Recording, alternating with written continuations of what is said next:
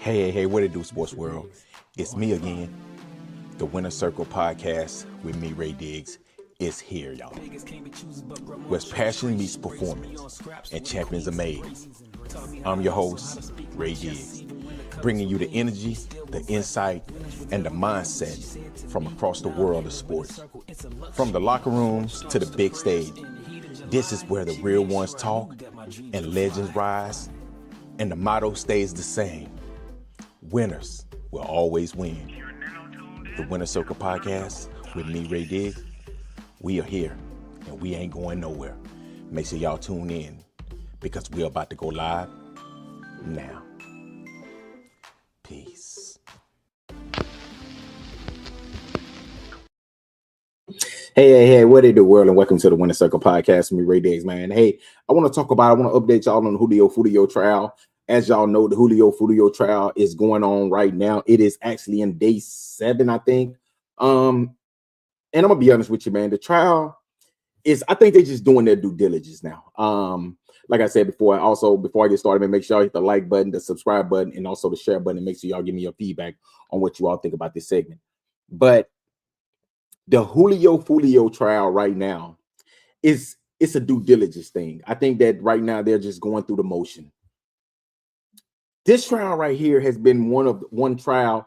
It's kind of like the Queso trial. If y'all remember Jacksonville rapper Queso, when his trial came up, they had so much damaging evidence against him. It was hard for you to pretty much say that he had a chance. The same thing in this case here. It's so hard for me to say that he had a chance because so much evidence is against him. In the one thing that I got, I think that these prosecutors, these defense teams are trying to do, because if y'all don't know, all of these guys are in trial. They all are this one trial, but it's actually 4 people that's under one trial. And I think that's how Alicia Andrews wanted it. I think if Alicia Andrews was in this trial, she would have been found guilty for sure with these guys. Because she had her own trial, she got found guilty of a lesser charge, which was manslaughter, which I feel like she should have been charged for murder, because I think she was just as part of this demonstration, this thing, as the people that actually pulled the trigger. Because and I think that if you look back at this trial, Isaiah Chance, which was her boyfriend, his lawyer even said that Isaiah Chance didn't use his own phone. He used who phone? His girlfriend's phone. So he was using her phone. So it's basically nothing tied him to this case. And that's right there why I think that they should have put her on this case with them. I don't think she should have got a trial by herself. I think if you was in that car, you was in that Airbnb, you went down there with them, you should have a trial with them. And that's why I say I think that honestly, Davion, the two Davion, what's his name is, man? Davion and Rashad Murphy, yeah, the Murphy boys. Their lawyers are arguing that they wasn't even there. They had no, it's nothing to tie them to being in Tampa that night. But they saw them coming up out of the Airbnb the next morning. They pretty much saw them, going. You saw one of them at McDonald's. You saw one of them getting in the Airbnb. So that, I don't know if that's going to be able to hold up. And then, they pretty much saying that Gutter Zay, the youngest one out of the Foolio trial, they're pretty much saying that.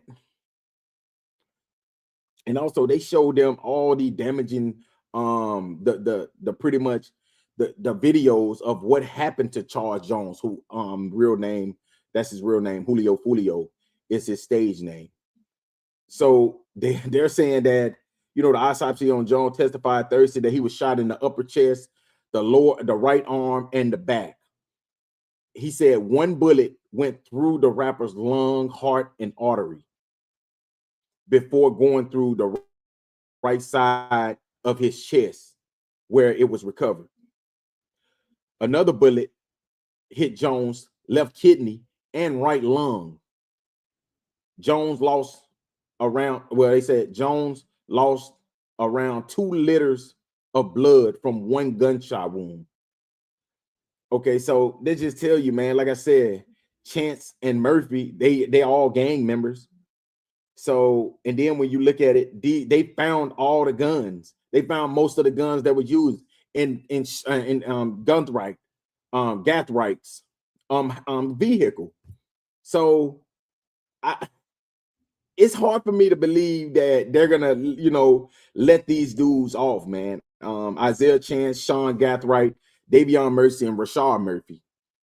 So they're saying that Isaiah Chance, he just was there. He didn't have nothing to do with it. They can't say that that call that he made that was, to the shooters. I think they can do that. I think they've already proved that the call was made to the Murphy boys. And I feel like the one that I honestly feel like is knows that he's done is Sean Gathright, because he was caught with all of the guns. All the guns that was used in his murder, he was caught with them. So I'm just looking at what the lawyers is arguing, and I don't understand it, man. Like I said, they're pointing fingers at each other. This is what all of them are doing. All their lawyers are pointing fingers at each other. Like basically, he did it. No, he did it. No, he did it. No, he did it. And I don't think it's gonna end well. This trial right here, I think it got maybe 4 or 5 more days. I'm looking for this trial being wrapped up by Friday next Friday. And I think we'll have a verdict. I don't think it's going to be a long verdict. I think it's going to be a quick verdict. I think it's going to be, they're all going to be found guilty of first-degree murder. And I think that they're all going to be sentenced to life in prison. Because when you listen to these men, these alleged shooters did not care who they hit that night. They was out to Julio Foolio, but I don't think they was after anybody. And I continue to say this in every video. I feel like the one person that's getting away with all of this, look at Queso and ATK Scotty, they just got a life sentence. You got K Shorty, he's probably gonna get a life sentence.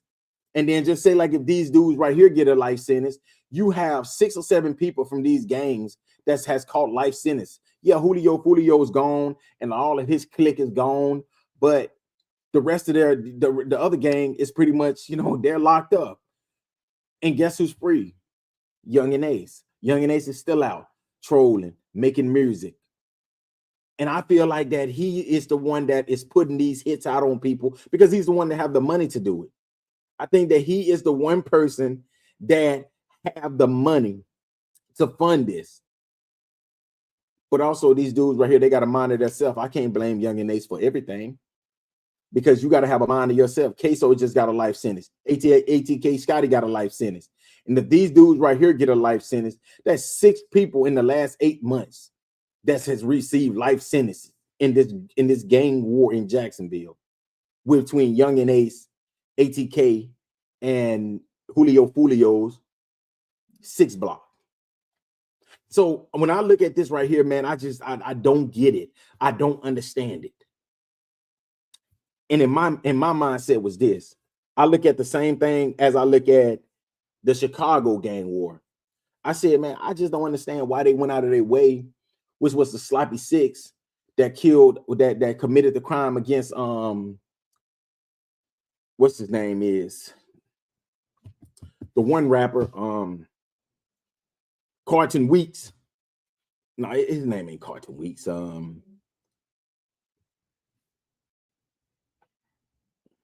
me see. Let me make sure I get his name right, y'all. Carton Weekly, FBG Duck. He was pretty much he was killed in August of 2020. And I think that look how they went out of their way to go and kill him. I think it's the same thing in this situation. They went out of their way to go and kill Julio Foolio. And I think that honestly, they crashed out. Because those dudes right there, they hadn't received their sentence yet, but they already been found guilty for murder. And then if they get found guilty, I think they all went out the same. And when I look at this gang war, honestly, I think they would have made more money by keeping FBG Duck alive. I think that by keeping FBG Duck alive, you can keep people, because how do you stay in the algorithm? By beefing, but you don't take out your enemy. That's the same thing I say about Young and Ace. Young and Ace, I think that he got so bloodthirst that he had to get Julio Foolio out the way because Julio Foolio was getting more disrespectful by the day. So he had to get rid of him. But he would have made more money by keeping Julio Foolio alive. Because now nobody wants to listen to what he's talking about. And in my opinion, I think that Young and Ace can rap. I like his music. But nobody wants to hear him rap no more. Because why? Because you killed your main op. The story is over. It's nothing else to tell no more. It was Young and Ace versus Julio Foolio. And I think that by him taking out Julio Foolio, now he has nothing to talk about now. After this year, nobody's not going to want to hear anything else dealing with him and Julio Foolio. Like, bro, Julio Foolio been gone now for 2 years, 3 years. Nobody cares no more. Same thing I said about what's his name? What's Yellow Beezy? I said, man, nobody wants to hear Yellow Beezy talk no more now that Mo 3's gone, because that's what people want to hear. They want to hear y'all go back and forth. But see, y'all get to that point where you need to take out your main op. It's a storyline. That's what this thing is about. It's a storyline. And once you take out one of the main characters, the story is over with. That's the way it works.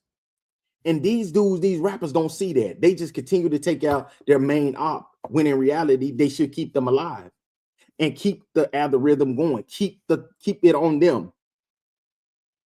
But they take out that main op, and it's like Julio Foolio said. Like Young and A said, it's game over. And that's exactly what it is. It's game over. Nobody wants to hear what he's talking about anymore. Like, nobody wants to hear what Julio Foolio is talking about. Like, let's be honest. I mean, no, Julio Foolio, Young and Ace. I'm just saying. But hey, we're going to continue to update y'all on this case. Like I said, it should be over with by next week. By next Friday, I expect for the verdict to be read next week sometime. But it ain't looking good, man. Like I said, they're doing all they can do. But it's so much that a lawyer can do when you got so much evidence working against you. So, hey, make sure y'all tune in to the Winner Circle podcast. We're going to continue to update y'all. Until next time, y'all. Peace. Mr. Diggs, we're on in 5.